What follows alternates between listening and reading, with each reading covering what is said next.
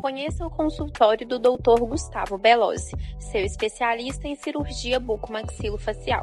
Aqui você encontra soluções para traumas da face, reconstruções ósseas, cirurgias ortognáticas, implantes dentários, disfunção temporomandibular, extração de sisos e muito mais.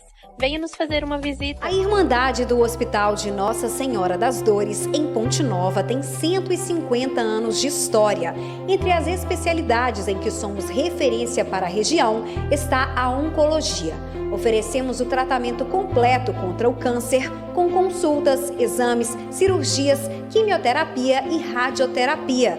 Irmandade do Hospital de Nossa Senhora das Dores. Nossa missão é cuidar de você.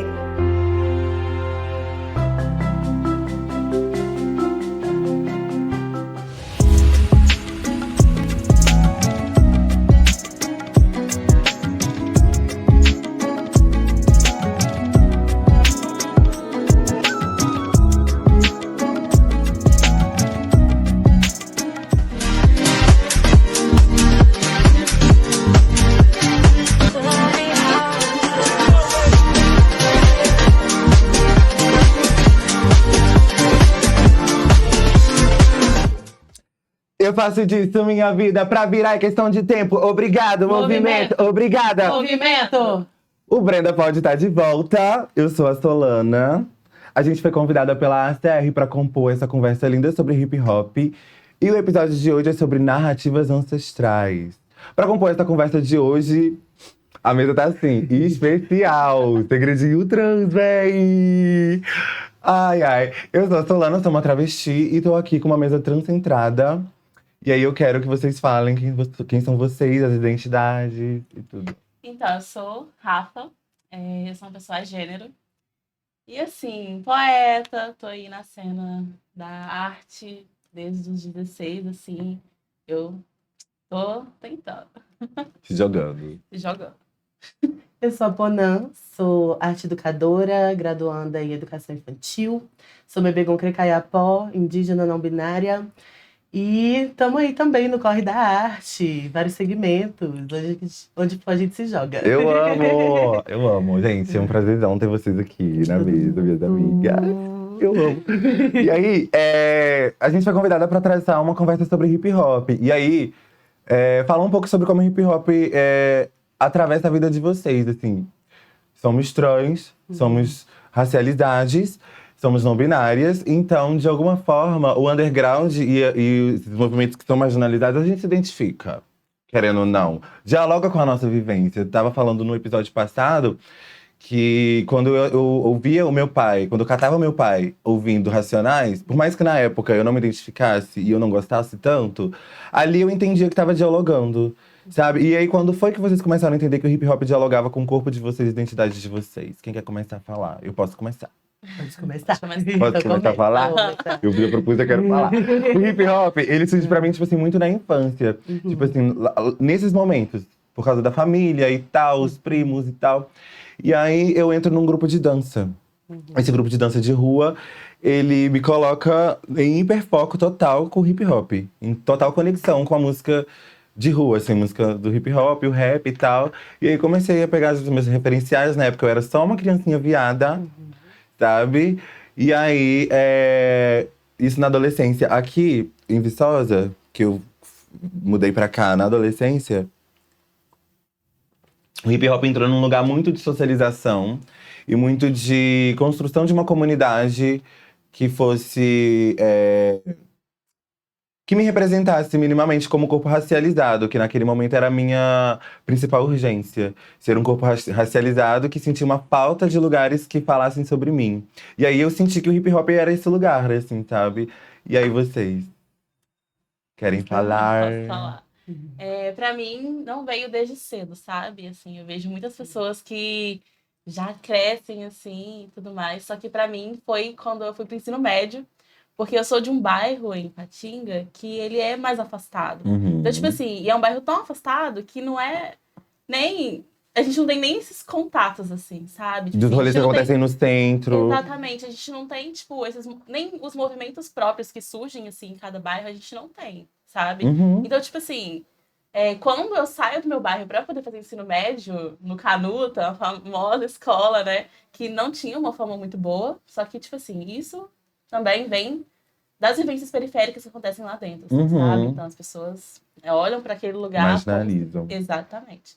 Então, tipo assim, quando eu vou pro Canuta, eu começo a conhecer outras pessoas, eu começo a ver outros lugares, assim. E aí, eu tive como professora a Clara Costa. Uhum. E aí, quando eu tive aula com ela teve a iniciativa de fazer o slam dentro da escola. Interescolar. Sim, e eu sempre flertei, assim, com a poesia, eu sempre Uhum. gostei muito, assim. Eu não tinha tanta vivência de ouvir muitas músicas de rap, mas as que eu ouvia, eu gostava muito, assim. Então, A poeta dentro de você já já sentia. ficava, assim, e assim, eu tinha a necessidade, assim, de colocar em linhas as coisas que eu senti todo o ensino médio, sabe? Porque, tipo assim, o ensino médio é aquele momento. É aquele momento. É aquele momento.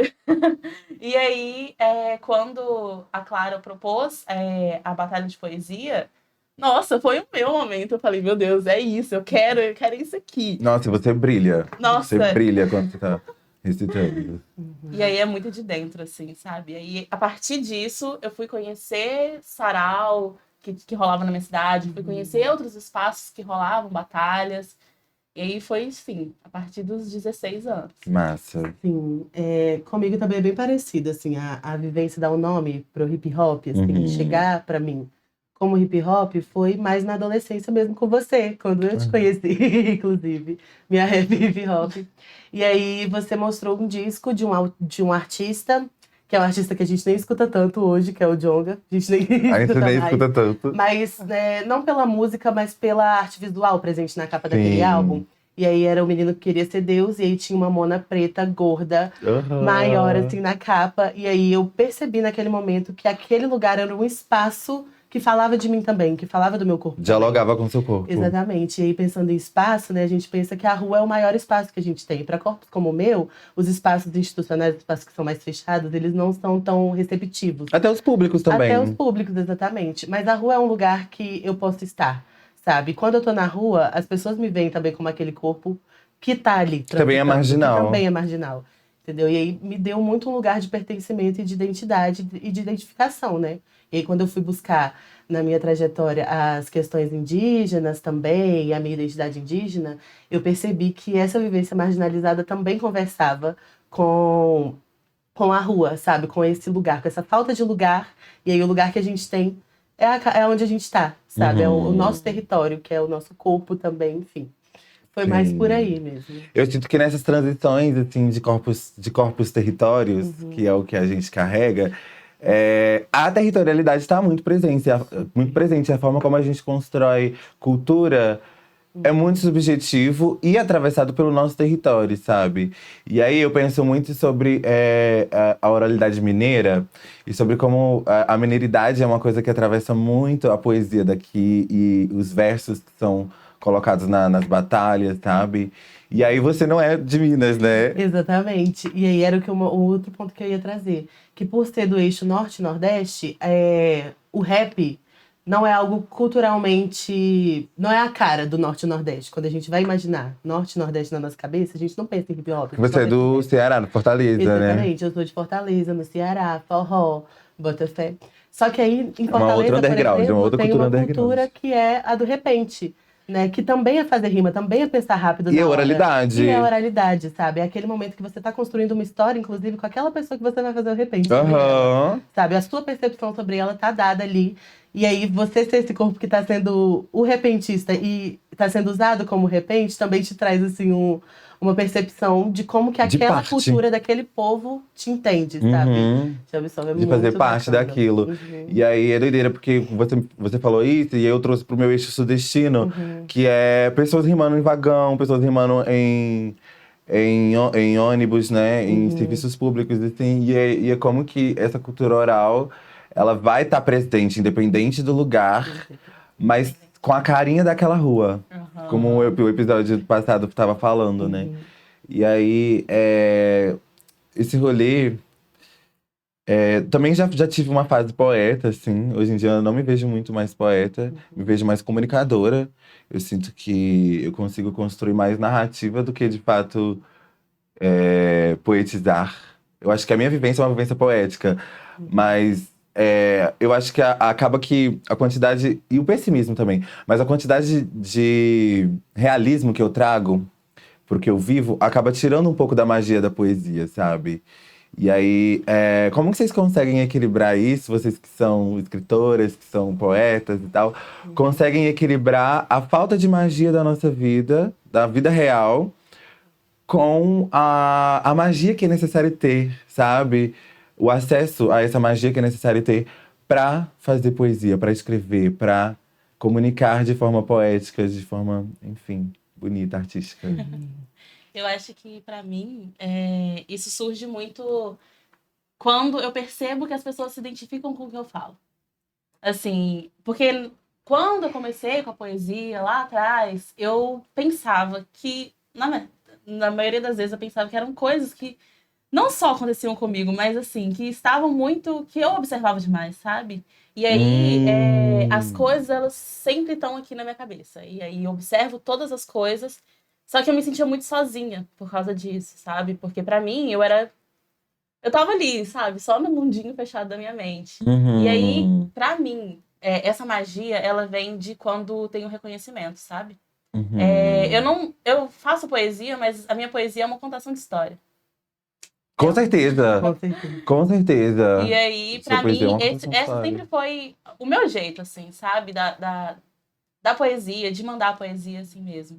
Eu tô contando uma história, eu tô falando assim, de quando eu acordo até quando eu vou dormir, ou de todas as coisas que eu vejo que estão ao meu redor, de todas as coisas que passam na televisão, ou de todas as coisas que eu escuto. Por mais que ela não rime, não seja romântica, não seja fofa, é a minha história. E Exatamente. você vai declamar ela. Eu acho isso muito potente, assim. Eu acho as suas poesias muito potentes. Eu já chorei várias vezes. Várias vezes. E essa questão da rima também. A maioria das minhas poesias, os primeiros versos, eles não rimam. Sim. A maioria vai construindo uma rima depois, mas os primeiros, eles não rimam, sabe? Só quando tem alguma necessidade, assim. Quando já vem logo de início a rima. Mas a maioria, assim, começa de coisas que eu escrevo no dia a dia. Eu tô no ônibus, digito e guardo. E pra você, Ponan, que eu sei que você é escritora, roteirista, atriz. E aí, como que é pra você? Eu sinto que essa arte de roteirizar e tal, exige que a gente entenda que a vida não é mágica, mas que a gente passe essas histórias com um pouquinho de magia. Sim. Como que você consegue equilibrar isso? Aí eu tento observar a mágica em outras coisas, para além da palavra e da rima, sabe? Para além do que tá sendo dito ali, como tá sendo dito. Né? Então, às vezes, a gente… E é engraçado porque eu tenho receio de me jogar enquanto poeta pelo motivo contrário seu. Eu acho que as minhas poesias são muito floreadas, falando belo demais, sabe? Sim, não, bota E aí, eu fé. acho que pra cultura underground, assim, às vezes, é isso que a gente… que você falou nos outros episódios também, né? Às vezes a gente tem a mania de achar que o hip hop é uma coisa só, que é uma cultura só. Exatamente. Mas que o underground, pra mim, ele traz essa imagem de romper com aquilo que é o belo, sabe? Com o que as pessoas entendem como belo. E aí você eu não trago consegue… muito do belo, sabe? Com certeza. Old. Eu quero trazer muito do belo, do floreado, de fazer de uma coisa bonita. E às vezes eu sinto que isso não se encaixa. Sim. Mas existem outros recursos, assim, que a gente usa, sabe? De perspectiva mesmo. Então, independente do que você tá trazendo, se é muito triste, se é muito belo, é a sua perspectiva. É você, é o seu corpo que tá ali falando. Então, se você tá ali bonita, falando uma coisa triste, o belo ainda tá presente, sabe? A magia ainda tá presente no seu olhar, no corpo que você joga, na forma como você comunica. E aí, é engraçado porque, trabalhando com as infâncias, né? A gente precisa ser um pouco mágica também. Trazer essa magia na fala. Somos todas arte educadoras também. Exatamente. Para além de trans, para além de racializadas e poetas. E bonitas. E bonitas, e tantas coisas que somos. Tantas coisas! Também trabalhamos com as infâncias. Então, a ludicidade, ela permite muito com que eu traga certas magias. Assim. A possibilidade de acessar a comunicação de uma criança, né, ela faz com que a gente tenha que quebrar um pouquinho a adultez que a gente tem. e ser mais mágico, ser mais fantasioso, ser mais lúdico. Então a magia, pra mim, ela tá nos outros elementos. Assim, que a gente... Tô viajando aqui. E talvez seria legal, na hora da gente, quando a gente produz arte e a gente tem todos esses sentimentos, esse mesmo exercício, sabe? De se quebrar por inteira e trazer isso pra uma linguagem da rua, sabe? Uma linguagem que dialogue com aqueles diferentes corpos que estão ali. E aí você me trouxe uma coisa que me trouxe uma sacada sobre a cultura do hip hop, sobre como que é importante que corpos como os nossos. E agora trazendo assim nossos recortes, quanto trans, quanto nossos recortes territoriais, sabe? Como que é importante, raciais mesmo, né? Indígena, afro-indígena, você também é afro-indígena, que eu sei. E aí a gente, que eu te reconheço. E aí a gente, trazendo nossos corpos, como é que é importante a gente estar ali presente, porque isso é articulação. Isso, querendo ou não, tipo assim, o humano tá lá rimando, e aí ele tá pra fazer uma rima transfóbica, ele olha pra travesti ali do lado e ele não vai fazer. Ele não faz. Ele tá pra fazer uma rima gordofóbica, ele vê a Panam, ele não vai fazer. Porque esse corpo tá ali presente, o hip hop tem que ser pra esse corpo. E caso ele faça, é preciso que a gente se articule e se organize. Porque esses corpos estão ali presentes, o hip hop é pra esses corpos também. E às vezes na própria rima, né? O outro mano que tava observando o seu corpo ali fala, ó, pai é pra você. E tá... Particularmente aconteceu com a gente um episódio desse. Não com a gente especificamente, mas a gente tava presente. Um MC, ele jogou uma rima sobre a mãe limpar a bagunça. Né? Ele deixa a bagunça pra mãe limpar. A bagunça só pra mãe limpar. E aí, e nisso, ele tava construindo a rima dele falando sobre independência, sobre independência, sobre fazer o próprio corre, não sei o quê. E as bagunças, ele deixava pra mãe dele limpar. Nessa hora a gente se olhou assim, acho que não, né? Legal não. E aí, beleza, os homens tudo. E teve um mano que comentou assim: deu chance pra resposta. Deu chance pra resposta, deu chance pra ataque. E de fato, a rima vai cobrar esse tipo de posicionamento, né? E caso não cobre, é necessário que as articulações das batalhas cobrem. Porque os nossos corpos vão estar presentes. A cultura do hip hop também é sobre nós, sabe? E é isso, tipo assim. É necessário que a gente entenda que o hip hop ele não tem uma cara só. A cara da rua não é uma cara só. A cara da rua são das pessoas que estão ali fazendo, tá ligado? E aí, tipo assim, não tem como. Eu sinto que existem alguns papéis de gênero, alguns papéis assim que estão muito estabelecidos ali dentro da cultura do hip hop, sabe? Às vezes eu sinto que os homens, eles estão no mic e tudo que é fora disso tá no background, tá na poesia, tá na intervenção, tá na categoria, tá em outra categoria. Tá numa batalha específica. Batalha das minas. Batalha das minas, batalha de conhecimento, sabe? E aí eu sinto que existe essa… Como fala? Esse papel de gênero, essa separação mesmo, assim. E que não é culpa de quem está na frente. Né? Eu acho que é importante trazer isso também. Não é culpa da cultura do hip hop, de como ela foi construída, como ela tá se dando agora. Acho que isso é um rolê de sociedade mesmo, tipo assim, tá para além do hip hop. O hip hop ele tá construído por pessoas que são atravessadas por papéis de gênero, sabe? E aí ali dentro essa cultura vai ser estabelecida a partir desses papéis e como que é necessário a gente estar ali pra fritar sobre esses papéis, só pra tipo assim, pera, por que eu que rimo a besta tô só aproveitando o momento de pausa pra rimar, sendo que eu posso estar batalhando com esses meninos? Sabe? E é isso, apesar de não ser culpa, né, do movimento de quem tá na frente, é responsabilidade. Enquanto um movimento que acolhe esses corpos e vai acolher, gente. É lá que a gente se identifica, sabe? É lá que a cultura marginal se encontra e se identifica. É responsabilidade de trazer pra discussão, sabe? Trazer como uma… A presença dessas pessoas. Porque Sim. é de todo mundo, é pra todo mundo. Então, se essa pessoa tá lá, ela tem que ser respeitada no lugar que ela tá. E aí vem essa questão da fala, né? Falar sobre isso que aconteceu. Trazer o que você tem de cultura e de visão sobre aquilo, e aquilo ser debatido. E aí isso vai se tornando uma extensão, assim, de tudo que você traz com você pega outras perspectivas, e aí você começa a ter um repertório muito maior sobre outras existências, sobre a sua própria existência, né? Acho que é legal quando a Rafa traz que ela fica muito feliz quando as pessoas se identificam, né? E a gente conversa muito sobre a arte ser esse ectoplasma, né? Algo que sai da gente, que tem Tem um material energético seu. Tem um material energético seu. Isso chama pessoas pra perto de você. E normalmente essas pessoas observam muito como você sabe? Ou então trazem o mesmo corpo que o seu, ou a mesma identidade de gênero, ou muito parecido. Mas só de você falar sobre isso, uma pessoa pega e fala, nossa, eu me identifico, é sobre mim. Nossa, o papo tá muito bom, gente. Mas a gente vai caminhar pros comerciais e o Brenda Pod volta já.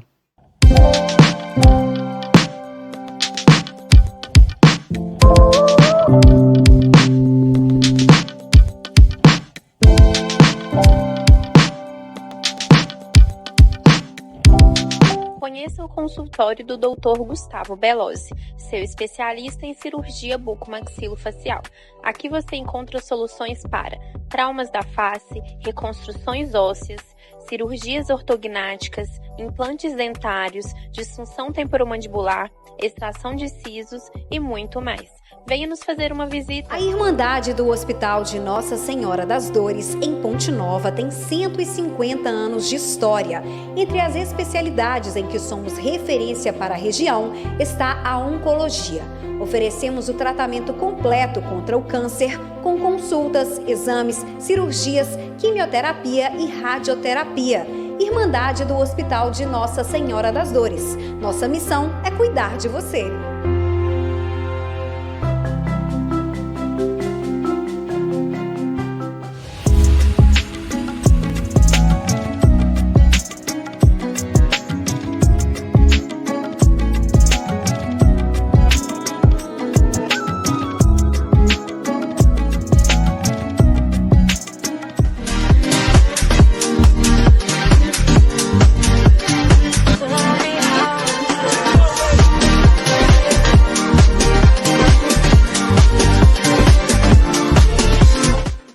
Eu faço disso minha vida pra virar, é questão de tempo. Obrigado. Movimento. Obrigado. Movimento. Estamos de volta com Brenda Pod. Eu sou a Solana e a convite da ACR, a gente vai continuar essa conversa sobre hip hop, falando sobre narrativas ancestrais. E aí, pra continuar essa conversa, eu vou pedir pra Rafa, por favor, declamar um poema pra gente. Eu vou declamar esse poema e ele surge assim de um dia que eu chego em casa com muita raiva. Muita raiva de todas as coisas que estão acontecendo na minha vida, no meu dia, assim. E aí ele Adoro chama poema sobre Pacto raiva. Social. Adoro poema sobre raiva. Então, licença de voz. Rafa! Joga. Eu me desfiz do eu para virar o nós, mas me deixaram sem nada. Me negaram o pouco, me deram muito mais do que eu podia carregar e nunca foi justo. Nunca foi certo. Eu quis não ver, eu quis acreditar, mas a faca nunca parou de cortar enquanto meus olhos estavam fechados. Enquanto eu assinava esse maldito contrato. Mas quando o corte ardeu profundo, não teve peito nesse mundo que me impedisse de gritar. Eu pedi pra falar, eu não posso mais gritar, pedir. Eu tenho pedido por tanto tempo que eu acho que eu tô pedindo demais, me digam, eu tô pedindo muito. Me ignoram com tanta facilidade e jurei não ser vista. Não importa o que eu vista ou faz diferença. Precisamos mesmo ser as mais arrumadas da sala para que notem a nossa presença? Pra gente parece que nunca é uma opção não ligar pra aparência. Nos confundir e nos inferiorizar não é mera coincidência. A gente se desfez do eu para virar o eles, mas nos deixaram sem nada. Esse maldito pacto social só serviu para nos deixar caladas. Eu só consigo sentir o que me prende quando eu me movo. Nos ensinaram a dar outra face porque querem nos bater de novo. Nos laceram e nos ofendem, até onde se aguenta. Mas quando a dor nos queima a garganta, nos cobram a comunicação não violenta. Você sempre será raivosa, sempre será reativa, porque a análise dos fatos nunca é na sua perspectiva. Quando eu estou em cima de um palco, eles podem até aplaudir o que eu digo, mas se eu exijo respeito no dia a dia, não querem mais colar comigo. Se dizem apoiadores, mas não mudam a atitude.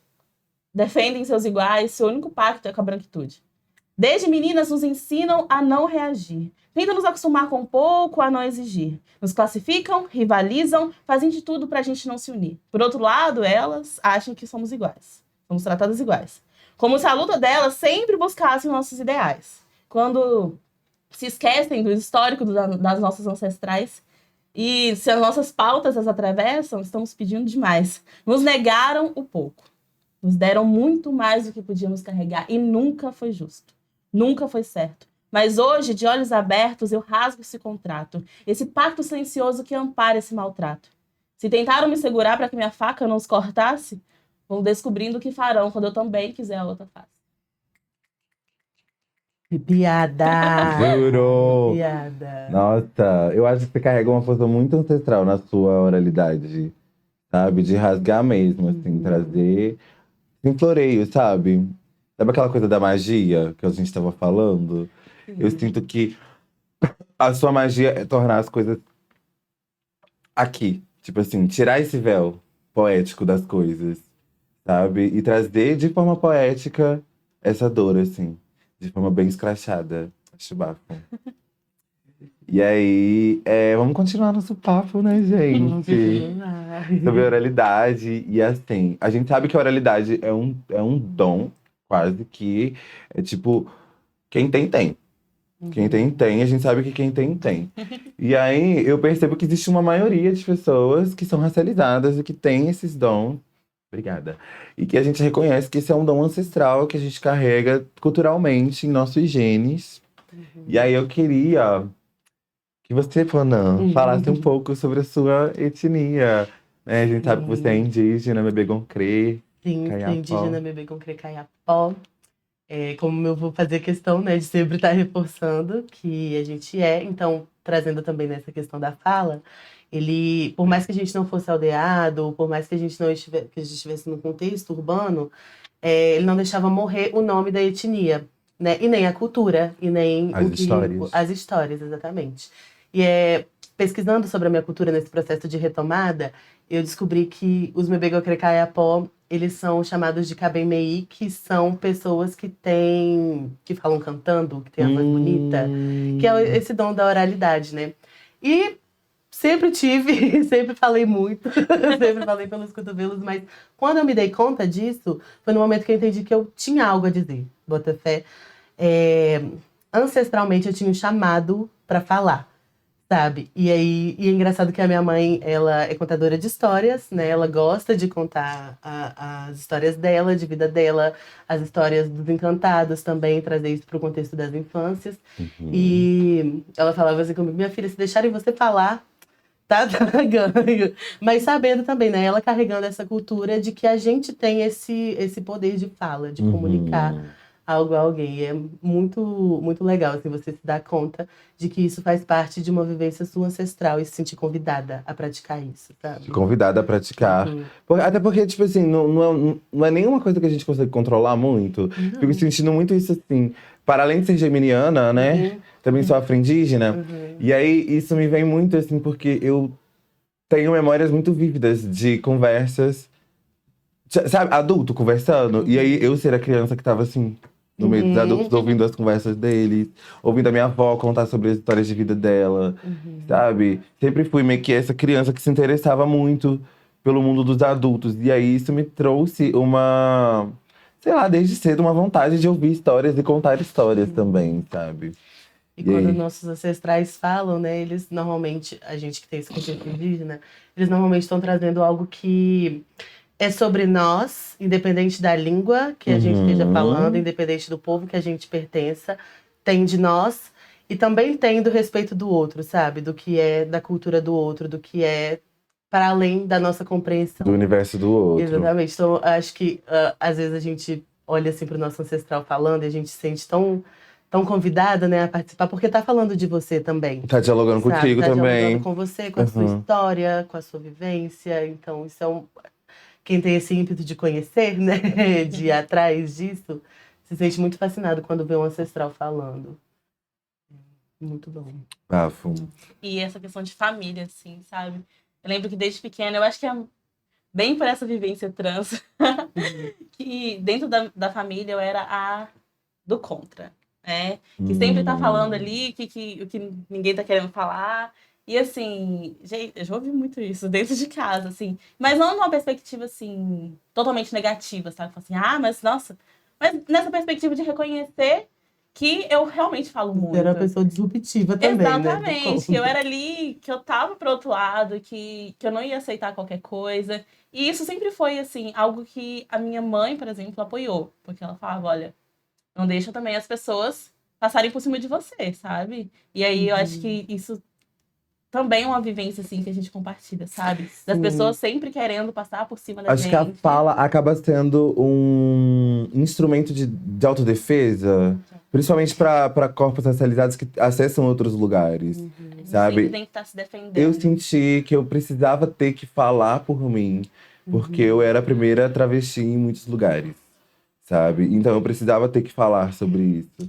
A partir do momento em que eu entendi isso, até dentro do hip hop mesmo, tipo assim, dentro do movimento, que tipo assim, eu precisava falar as minhas impressões, porque eu sou um corpo travesti que eu preciso me sentir segura aqui dentro, porque eu quero que hip hop seja o meu lugar. Eu quero não, porque eu já sinto que é. Hip hop já me atravessa. Então eu preciso dialogar como eu me sinto aqui nesse espaço pra articular, sabe, o meu conforto aqui dentro. E aí eu sinto que a oralidade ela entra como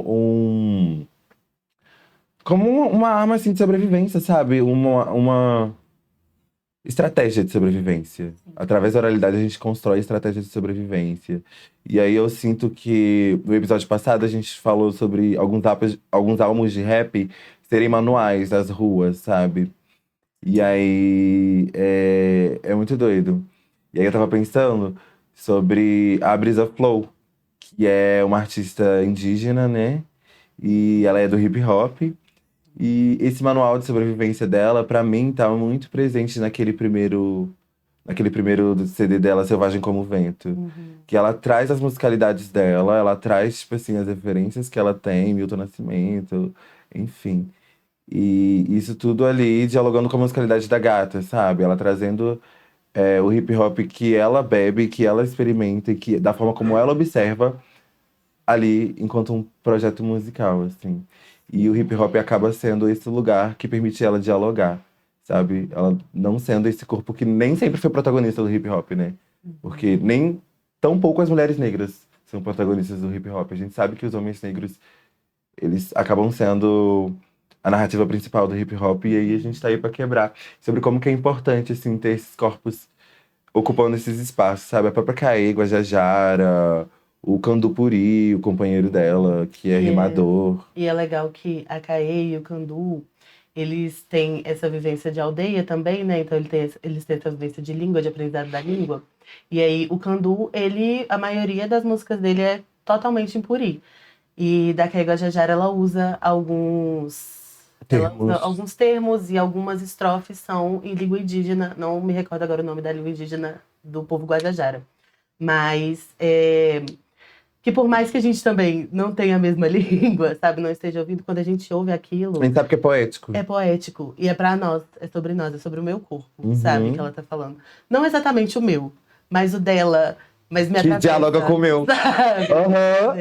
E Sim. a Rafa falou dessa questão de ser a do contra, né, negativa. Eu acho que isso é muito vivência trans. É muito vivência trans. O não na nossa fala tá sempre muito presente, sabe? A negativa, o romper com Eu não algo, quero a gente isso. precisa negar. Eu não aceito isso. Isso, eu não sou assim.